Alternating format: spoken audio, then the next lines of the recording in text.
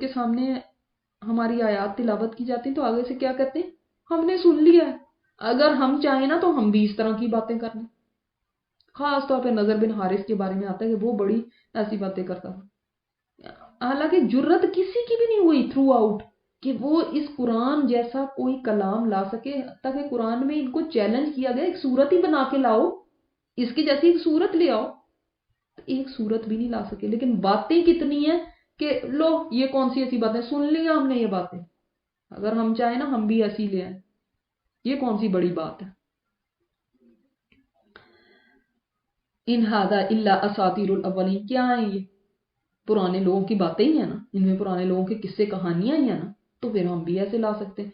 نظر بن حارث گیا اور وہ فارس سے جا کے وہ رستم اسفندیار اس کے قصے لے کر آ گیا، پھر سنگر لے کر آیا مغنیات، وہ آ کے لوگوں کو گانے سناتی تھی. جو جدھر آپ صلی اللہ علیہ وسلم قرآن پڑھنے کے لیے لوگوں کو سنانے کے لیے بیٹھتے تھے نا، تو یہ بھی اپنی مجلس لگا کے بیٹھ جاتا تھا لوگوں کو کسی کا کہ لوگ ان کے پاس جا کے قرآن نہ سنیں اور یہ میرے ڈرامے سنیں. اس وقت تو ڈرامے دیکھنے والے نہیں تھے نا، سننے والے ڈرامے ہوتے تھے. تو یہ میرے ڈرامے فلمیں یہ میری دیکھیں، یعنی وہ والے قصے سنیں. پھر لوگوں سے فخر سے کہتا تھا بتاؤ اب میری باتیں زیادہ اچھی ہیں یا محمد کا کلام زیادہ اچھا ہے صلی اللہ علیہ وسلم. اور یہ خبیث بدر کے دن قید ہو کے لایا گیا تھا اور آپ صلی اللہ علیہ وسلم کے حکم سے اس کی گردن ماری گئی تھی. یہ ان قیدیوں میں سے ہے جن کو قتل کیا گیا تھا، عقبہ بن ابی معیط اور نظر بن حارث، اور یہ ایک اور کافر تھا جن کو قید میں ان کو قتل کیا گیا تھا. اور خود ایسے ڈھیٹ تھے کہ دھڑلے سے کہتے تھے اے اللہ اگر یہ حق ہے نا تو ہمارے پر پتھروں کی بارش کر دے آسمان سے، او ابئتنا بعذاب الیم، یا ہمارے پر دردناک عذاب لیا. ابو جہل نے بھی یہ بات کی تھی، کہتے ہیں نظر بن حارث نے بھی ایسی باتیں کی تھی کہ ابو جہل نے تو بدر پہ جانے سے پہلے کی تھی نا، اس نے یہ دعا مانگی تھی. اور اللہم کہہ کے اے اللہ، اس کا مطلب یہ ہے کہ یہ لوگ اللہ تعالیٰ پر ایمان رکھتے تھے، اللہ سے دعائیں کرتے تھے، مگر ایک گروہ وہ ہے جس کے پاس صرف اللہ ہی اللہ ہے، اور دوسرا گروہ وہ ہے جو کہتا تو ہے اللہ لیکن ساتھ لات ہے، منات ہے، عزا ہے، یہ ہے وہ ہے، ساری دیویاں. اور وہ یہ فرق تھا. کیا تو ایسا نہیں ہے کہ ان کو اللہ کا پتہ نہیں تھا، ایسا نہیں ہے کہ وہ اللہ کو جانتے ہی نہیں تھے، ایسا نہیں کہ انہوں نے کبھی اللہ کو پکارا ہی نہیں تھا. آپ شاید یہ سوچتے ہیں کہ وہ بس بتوں کی پوجا کرتے تھے اور بس بتوں، نہیں، وہ اللہ سے بھی مانگتے تھے. یہ دیکھ لیں آپ، اللہم آیا اللہ، یعنی اللہ فیصلہ کر دیا. یہ پہلے بھی بات آئی ہے نا کہ اگر یہ حق ہے نا تو ہمارے اوپر پھر پتھر برسا دے، بجائے یہ کہنے کے اللہ اگر یہ حق ہے تو ہمیں حق کی پہچان دے دے، اللہ ہمیں حق کا راستہ دکھا دے، حق کی قبولیت ہمارے اندر پیدا فرما دے، توفیق دے دے. یہ دعا کرنی چاہیے نا. وما کان اللہ لیعذبہم، یہ عذاب تو مانگتے ہیں کہ ہمارے پر عذاب آ جائے، لیکن اللہ تعالیٰ نہیں عذاب دے گا ان کو. وَأَنْتَ فِيهِمْ، اس حال میں کہ آپ ان میں موجود ہیں. جب تک کوئی نبی کسی قوم میں ہوتا ہے اللہ تعالیٰ اس قوم کو عذاب نہیں دیتا. آپ نے دیکھا ہے کہ پچھلی قوموں کے اندر سے بھی نبی کو نکالا گیا اور پھر اس کے بعد ان قوموں کے اوپر عذاب آئے. نبی کی موجودگی میں اب عذاب نہیں آتا. تو اس لیے یہاں پہ آپ اس آیت میں دیکھیں گے دو چیزیں کون سی ہیں. وہ دو چیزیں اگر آپ سے پوچھا جائے کہ جو اللہ کے عذاب کے آگے آڑ بن جاتی ہیں، روک لیتی ہیں اللہ تعالیٰ کے عذاب کو، تو وہ کون سی چیزیں ہیں؟ تو ان میں سے ایک چیز کیا ہے؟ آپ صلی اللہ علیہ وسلم کی موجودگی. جب تک آپ ان میں رہے ان کے اوپر کوئی اس طرح کی چیز نہیں آئی، چاہے وہ کہتے بھی رہے اللہ ہمارے پر عذاب بھیج دے، اللہ ہمارے پر عذاب بھیج دے، اگر یہ حق پہ ہیں تو ہمارے پر عذاب بھیج دے. نہیں آیا عذاب. کیسے آتا؟ اللہ کے رسول ان میں. اور دوسری چیز وَمَا كَانَ اللَّهُ مُعَذِّبَهُمْ وَهُمْ يَسْتَغْفِرُونَ، اور اللہ تعالیٰ نہیں عذاب دیتا، نہیں عذاب دینے والا ان کو جو کہ استغفار کرتے ہیں. یعنی وہ لوگ جو استغفار کرتے ہیں ان کو بھی اللہ تعالیٰ عذاب نہیں دیتا. جب تک کوئی قوم ایسی ہے جس میں لوگ استغفار کرتے رہیں گے اللہ کے عذاب سے بچے رہیں گے. جب لوگ استغفار چھوڑ دیتے ہیں تو پھر عذاب آنے لگتے ہیں کہ اب جنہوں نے اپنا اسلام نہیں ڈکلیئر کیا ہوتا یا جو ضعیف کمزور مسلمان تھے وہ تو استغفار کرتے ہی تھے نا، وہ تو اسی بستی میں رہتے تھے، مکہ کی بستی میں. تو اللہ تعالیٰ نے جب لوگ استغفار کر رہے ہوں تو پھر ان کے اوپر نہیں وہ عذاب بھیجتا. دوسری یہ بھی ہو سکتا ہے کہ جیسے کہ آپ کو معلوم ہے کہ مشرکین مکہ اللہ تعالیٰ کو تو مانتے تھے، پکارتے تھے، تو جب وہ طواف کرتے تھے تو اس کے بعد لبیک اللہم لبیک تو کہتے تھے، اس کے بعد کہتے تھے اللہ لبیک اللہم لبیک لا شریک لک، یہ کہہ کے اس کے بعد کہتے تھے اللہ تیرا کوئی شریک نہیں مگر وہ تیرے شریک ہیں جن کو تو نے خود ہی اپنا شریک بنایا. اس طرح کی بات کہہ کے پھر کہتے تھے غفرانک غفرانک غفرانک، اس طرح سے کہتے تھے اللہ ہم تجھ سے بخشش مانگتے ہیں، استغفار کرتے ہیں استغفار کرتے ہیں. تو استغفار بھی کر رہے تھے ساتھ. تو اس لیے یعنی خود بھی وہ استغفار کرنے والے تھے، تو یہ بات بھی ہو سکتی ہے. کیسے ہو سکتا ہے یا ان میں ایسا ہے کیا کہ ان کو عذاب نہ آئے؟ کیونکہ ان کو بڑا یہ ہوتا تھا نا، دیکھا ہم نے عذاب مانگا تھا کچھ بھی نہیں عذاب آیا، ہمارے پر تو کچھ نہیں آیا، کوئی ہمیں مسئلہ نہیں ہوا. تو کیا ہے ان کو کہ نہ اللہ عذاب کرے ان کو. وَهُمْ يَصُدُّونَ عَنِ الْمَسْجِدِ الْحَرَامِ، جبکہ یہ مسجد حرام سے روکتے ہیں لوگوں کو. وَمَا كَانُوا أَوْلِيَاءَهُ، اور حالانکہ یہ اس کے متولی نہیں ہیں، اس کے متولی بن کے بیٹھے ہوئے ہیں. مسجد حرام کو تو بنانے والے ابراہیم علیہ السلام تھے جو شرک سے اتنے بیزار تھے، ان کی تو ساری زندگی شرک سے بیزاری کی ہے، یہ یہاں پہ شرک کرنے لگے. تو یہ اس کے مجاور بن کے، اس کے خدمت گزار بن کے بیٹھے ہوئے ہیں. حالانکہ ان اولیاءہ الا المتقون، اس کے تو متولی، اس کے کیئر ٹیکر اس مسجد کے تو وہ ہیں جو تقوی والے ہیں. اس کا مطلب ہے جن لوگوں کے اندر تقوی ہوگا وہ اللہ کے گھر کا انتظام سنبھالنے کے اہل ہوتے ہیں. ٹھیک ہے، کوئی بھی اگر مسجد کی خدمت کرنا چاہے تو اس کے لیے پہلی شرط کیا ہے؟ تقوی. اس کے اندر تقوی ہونا چاہیے، خدا خوفی ہونی چاہیے. ولیکن اکثرهم لا یعلمون، لیکن اکثر لوگ نہیں اس چیز کی پرواہ نہیں کرتے، نہیں جانتے، اس حقیقت کو ہی نہیں سمجھتے. ان کی نماز تو اللہ کے گھر کے پاس کیسی ہوتی تھی؟ سیٹیاں اور تالیاں، جیسے سیٹیاں بجاتے بجاتے تعلیم دو کو تو ہو سکتا ہے وہ ترانے بھی پڑھتے ہیں، واللہ عالم. مگر یعنی یہ جو جیسے ایک میوزیکل پروسیشن چل رہا ہے اس طرح طواف کرتے تھے، اس طرح اللہ کے گھر کے پاس نمازیں پڑھتے تھے. یعنی کیا کس قسم کی تھی؟ اچھا آپ دیکھیں سبحان اللہ، اسلام ایک صرف ایسا مذہب ہے، جاتے جاتے تعلیم دو کو تو ہو سکتا ہے وہ ترانے بھی پڑھتے ہیں، واللہ عالم. مگر یعنی یہ جو جیسے ایک میوزیکل پروسیشن چل رہا ہے اس طرح طواف کرتے تھے، اس طرح اللہ کے گھر کے پاس نمازیں پڑھتے تھے.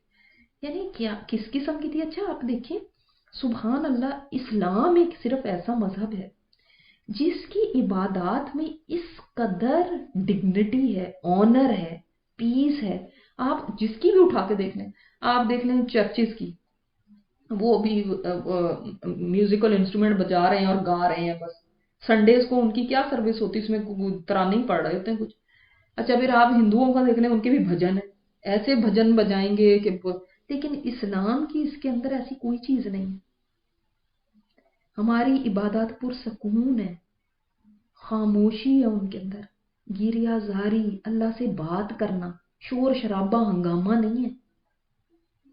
اب یہ الگ بات ہے کہ بدقسمتی سے ہمارے اندر بھی ایسے لوگ شامل ہو گئے جنہوں نے تالیاں پیٹنا شروع کر دی اور اس کو عبادت سمجھنا شروع کر دیا اور کہہ دیا یہ قوالیاں جو ہیں یہ بھی کوئی عبادت ہی ہیں، ہم قوالیاں سنتے ہیں، بڑی عبادت کر رہے ہیں، بڑا اچھا کام کر رہے ہیں.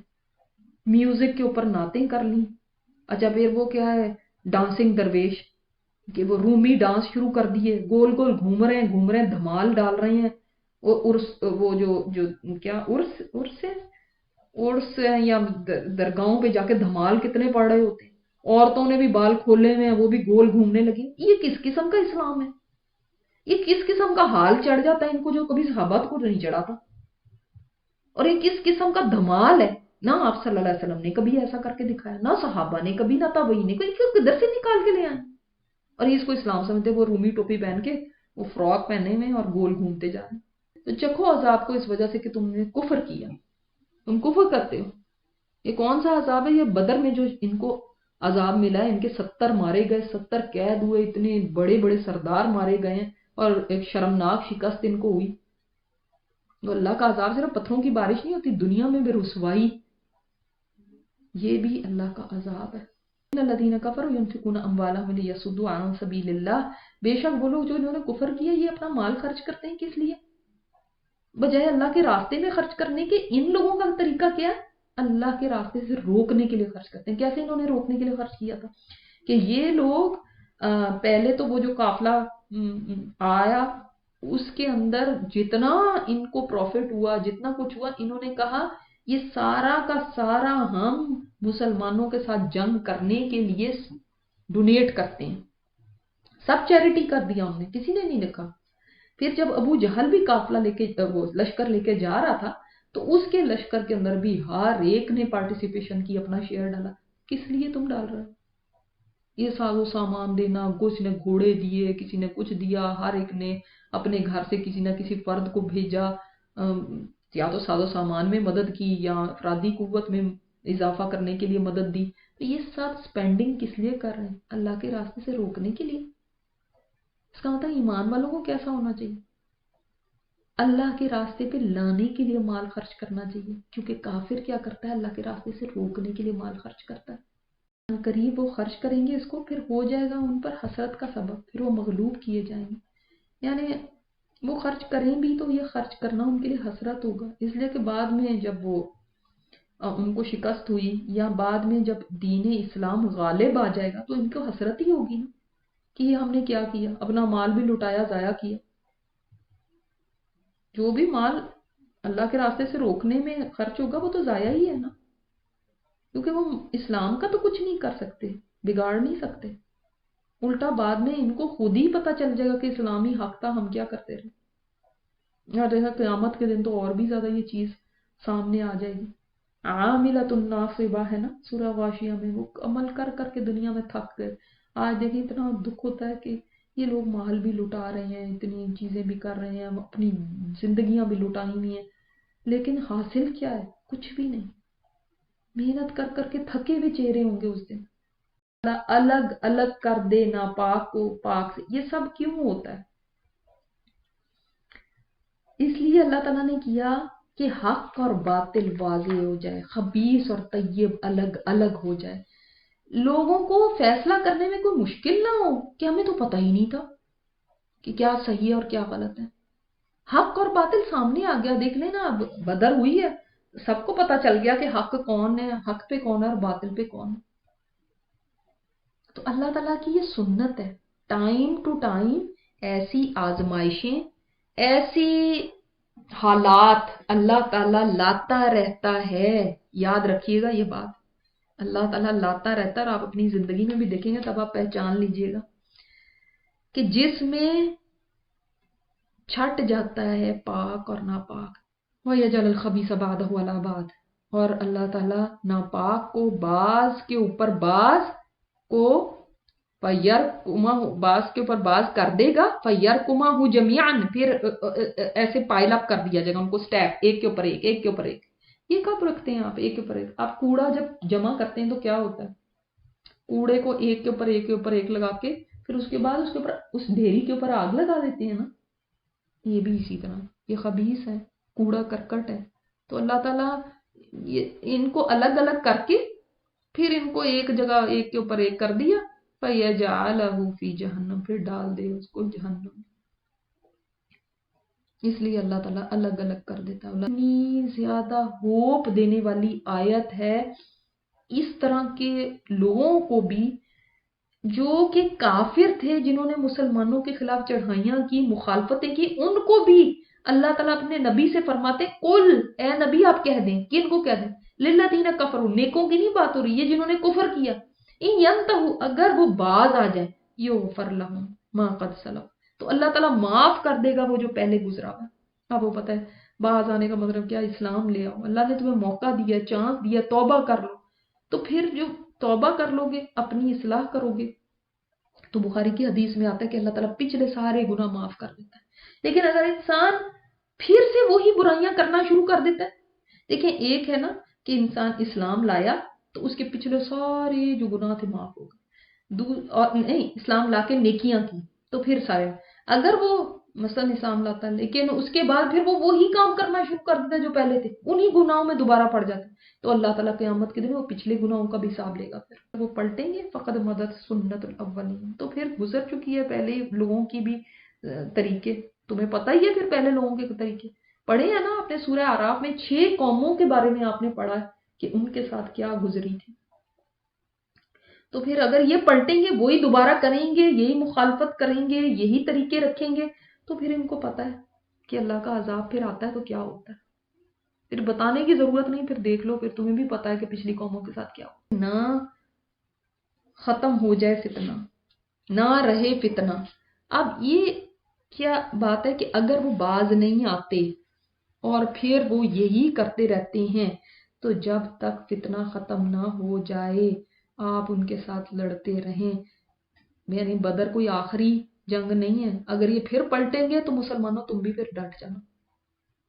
اور فتنہ کیا ہے؟ اب دیکھیں سورہ بقرہ میں بالکل ایسی آیت ہم پہلے پڑھ چکے ہیں، فتنہ پرسیکیوشن، یعنی یہ دیکھیں یہ زمین اللہ کی ہے، اس کے اندر اللہ تعالیٰ ہی کی عبادت ہونی چاہیے، مگر کچھ لوگ خود تو کرتے نہیں ہیں لیکن دوسروں کو بھی نہیں کرنے دینا، یہ کیوں اللہ کی عبادت کرے، یہ کیوں دین اسلام پہ چلے، اپنی فری ول سے کوئی دین اسلام کو چوز نہ کر سکے یا اس کے اوپر ظلم کیا جائے کہ جو ہے تم نے یہ دین نہیں اپنانا، یہ سب چیزیں کیا ہیں؟